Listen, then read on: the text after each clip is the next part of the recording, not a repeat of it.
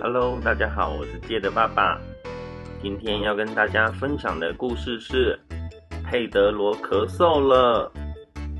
这本书是由英国快乐瓢虫出版公司改编，盛孙鹏翻译。今天是上学的日子哦，佩佩猪和他的朋友们正在上音乐课。羚羊老师是音乐课的老师，佩佩猪和他的朋友们跟着羚羊老师一起唱，大家都很喜欢上羚羊老师的音乐课。就在音乐课上到一半的时候，糟糕了，佩德罗咳嗽了。羚羊老师叫佩德罗不要担心，我马上打电话给棕熊医生。羚羊老师说：铃铃铃铃，医院的电话铃响了。你好，棕熊医生，我是羚羊老师，我们这里有个小孩生病了。不要慌张，我马上过来看看。棕熊医生马上放下他手边的工作，跳上他的白色救护车，赶到学校去看看发生了什么事。棕熊医生看到佩德罗，很亲切地问他：佩德罗，你告诉我，你是什么样子的咳嗽呢？是有痰还是没有痰啊？佩德罗说：我不知道，但是它是这样子的。棕熊医生在看过佩德罗的情况后，告诉大家，佩德罗并没有很严重，但是他的咳嗽可能会传染给别人，你们要小心哦。佩德罗不太舒服，他问棕熊医生：医生，我需要吃药吗？棕熊医生回答：佩德罗，你只要吃1小汤匙就可以了哦。不过，虽然这个药不太好吃，但你还是要乖乖吃药哦。棕熊医生告诉佩德罗，这个药的味道就像是一个灌满了果酱的旧鞋子味。佩德罗不喜欢这个药的味道。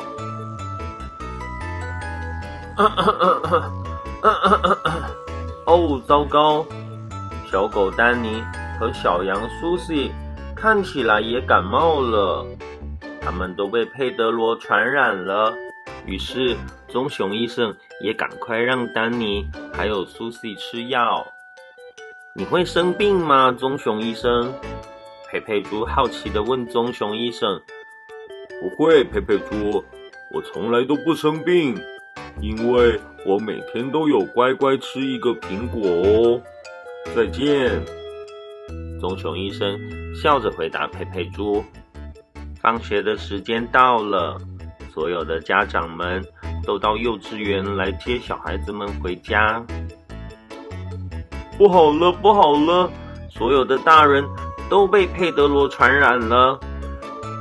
喂，我是佩佩猪，所有的大人都生病了。棕熊医生，你快来看看。佩佩猪赶紧打电话给棕熊医生。佩佩猪，我知道了，你别着急，我马上就到。于是棕熊医生又跳上了他的白色救护车，开回幼稚园。棕熊医生很快就赶回了幼稚园。大家好啊，有谁被佩德罗传染的了？请到这边排队，我帮你们看一下。这个药的味道就像是淡奶糊混了旧袜子的味道。羚羊老师抱怨着这个药的味道不好喝。哦，糟糕，连棕熊医生也被佩德罗传染了。大家不用担心我回去休息一下就好了。再见。于是，棕熊先生完成了他的工作以后，就回医院休息了。大家都跟棕熊医生说再见，也跟棕熊医生说谢谢。可怜的棕熊医生，现在他也生病了。你好，我们是过来照顾你的，佩佩猪说。小狗丹尼也带来了一些水果。小羊苏西则穿着她的护士制服。小羊苏西让棕熊医生张大嘴巴吃药。来，棕熊医生，你该吃药了。棕熊医生尝了一口，这个药吃起来就像是果酱酸奶味的蛋奶糊袜子，好难吃啊！棕熊医生乖乖吃完药以后，大家都站在棕熊医生的旁边，一起唱了一首歌，送给棕熊医生，希望他能赶快好起来。现在，棕熊医生好像真的感觉好一点了。好了，以上就是佩佩猪的朋友佩德罗咳嗽了的中文版故事。接下来，杰德爸爸要说一遍英文版的故事给各位小朋友听哦。This story is about Peppa's friend Pedro's cough. It is a school day. Peppa and her friends are having a music lesson. Miss Polly had a dolly, sings Madame Gazelle. Peppa and her friends sing along. They all like this song. Oh dear, Pedro has a cough. Don't worry, I'll ring Dr. Brown Bear, says Madame Gazelle. Ring, ring, ring, ring. The hospital phone rings. Hello, Dr. Brown Bear. This is Madame Gazelle.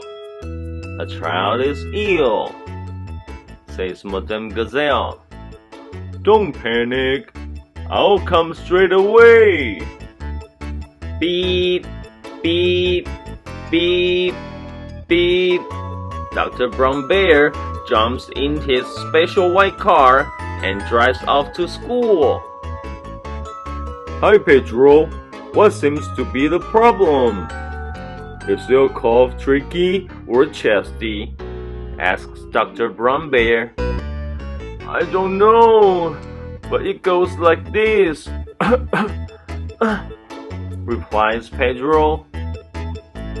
Okay, I think it's nothing serious, but Pedro's cough may be catching, says Dr. Brown Bear. Do I need to take medicine? Asks Pedro. Just a little spoonful. I'm afraid it doesn't taste very nice, says Dr. Brown Bear. Oh, it tastes like an ocean full of jam. Pedro does not like the taste very much, but he still takes the medicine as a good boy. Oh no, Danny Dog and Susie Sheep have caught Pedro's cough. Dr. Brown Bear gives them the medicine too. Do you ever get ill, Dr. Brown Bear? Asks Peppa. No, Peppa. I am never ill. I eat an apple a day. Goodbye. Smiles Dr. Brown Bear. It is home time now, and all the parents are here to pick the children up. Oh dear, all the grown-ups have got Pedro's cough. Hello, this is Peppa. All the grown-ups are ill now.